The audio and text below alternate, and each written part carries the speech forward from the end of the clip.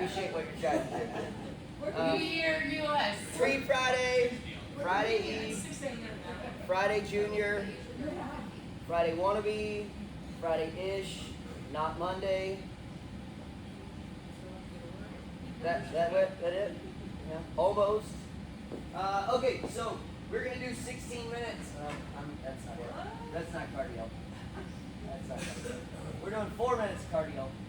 We got pigeon box reach, the one where you put your leg up on a stool, a box, a stack of weights, whatever. Turn it to the side, and then reach down through the middle. And you're gonna hold that for 30 seconds. Then we're gonna go pec stretch, so hand or elbow up against something, rotate away. You're gonna feel this in your chest. It is really important that your palm is up and your armpit is rotated up. If you want to target the chest that we trained yesterday that may be sore today, you have to be here. A lot of people, like most, get here and then they do this. You just pushed your pec below your shoulder and now you bypassed it. So now you're going to stretch a tiny part of the shoulder that really doesn't need it. And you need to keep that open so you can target the chest here. So 30 seconds of that hold. It doesn't need to be super intense. You just want to get to a point where you barely feel a stretch, and that applies on all stretches. If you're pushing a stretch really, really far, you're actually stretching the muscle so much that it will now tense up and resist you. So you got to just put a light amount of tension on there and then turn away and then hold that. Then you got twisted cross. This is one where you lay on your back, put your arms out to the side, lay your knees over to the side. And if that's a good stretch, great, stay there. If not, you can extend your legs out. You can even grab your foot if you want and just let everything relax towards the ground. And you're just going to lay there and breathe through it for 20 seconds. Then you're going to do those banded chest pulls and face pulls, focused on trying to get those shoulder blades to retract backwards and squeeze together. And then also we go into that PVC press. We're going to do this one exactly the same as we had done earlier in the week and yesterday. So you want to make sure that the chest is up. If you're able to put your hands slightly outside your shoulders, awesome. If you cannot get behind your head that way, then just widen your hands out a little bit. And that will help you with your limited range of motion for now. And over time, you'll be able to inch those hands farther and farther in until you're about here, which is where you would shoulder press, push, jerk, all those different positions. So you'll do 10 of each, behind the head, in front of the head. And then we are going to work on pull-ups today. So, we're going to do something similar to yesterday. We're going to do a pull-up and then try to hold at the top for 2 seconds. Now, if you need a band, great, use a band. The idea here is to build some static strength at the top of the pull-up and then slowly lower ourselves down over 3 seconds. And what we're going to do is 3 reps if you're doing comp, 2 reps if you're doing RX or burn, and the way you decide between RX and burn is a band or no band. Right? Still 2 reps.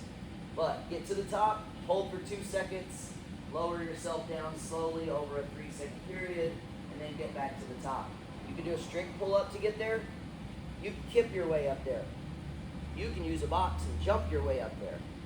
We're not really focused on the pull right now. We're focused on the hold and the negative. The negative is the way down. That's where you can build a lot of strength, and much like I talked about earlier in the week, when you go slower on things, you eliminate weakness. Right? Like on bench press yesterday, we did that tempo work. By going down slowly, you stop yourself from finding those spots where you just like bounce through it.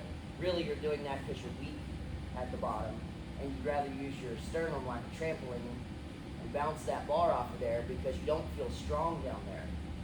Well, if you study all the science and research of what actually stimulates muscle the best, that bottom position is actually the best position to get growth and strength out of, and moving slowly in that stretched position is actually the best thing you can do.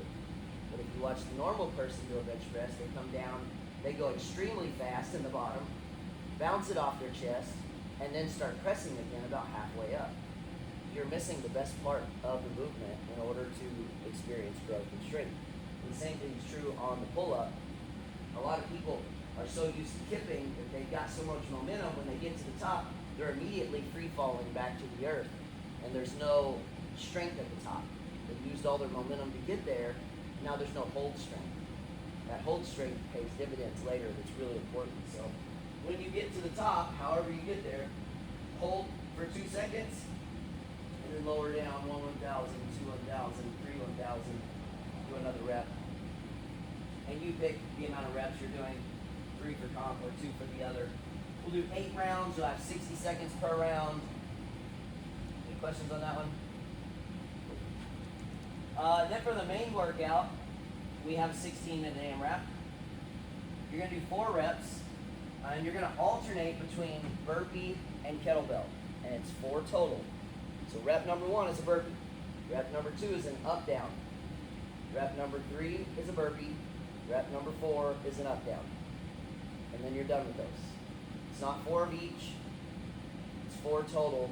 You're only doing 2 of each. So the burpee, you go all the way to the ground, and then you finish with a jump and clap overhead. And up down, you go just to the top of the push-up position, like you're in an upper plank. You come back up, and you just stand up. And then the rep's over. So 1 is to the ground, finish with a jump and clap. The up down is halfway, and it's also not all the way back up like the burpee. So you alternate back and forth. Then you're going to run out the front door in the back because it's January 8th and almost 70 degrees at 5 o'clock in the morning. I was telling Josh earlier, it was on the 9th of last year, I was building a 12-foot tall snowman. And now we're running outside at 5 o'clock in the morning. Right? So, good old Texas. Anyway, so we're going to run a lap, come back in, you're going to grab a kettlebell. Now these are going to be American kettlebell swing. So that means it's going to go all the way up. Americans all the way. And you're going to do 4 reps of American kettlebell swing. Then you're going to do leg lifts.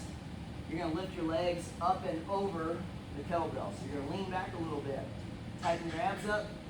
Go back and forth. It's going to help us to target lower abs a little bit more than just upper. And then we are going to do some pull-ups. It's only 4 reps. So you have an opportunity to practice. I know a lot of people are going to be like, oh, we just did pull-ups. Yep, now you're perfectly warmed up to do pull-ups. It's only 4 reps. So if it's RX, it's regular pull-ups. If it's burn, you can do ring rows. You could also do band pull-ups if you'd like to do that. And then comp is chest bar pull-ups. But that finishes the round. You start it over, and you go through as many rounds and reps as possible in 16 minutes. Any questions on that? Sweet, let's get to it. We got 4 minutes of cardio. Let's see if we can stretch out a little bit. Oh, he died, Katie.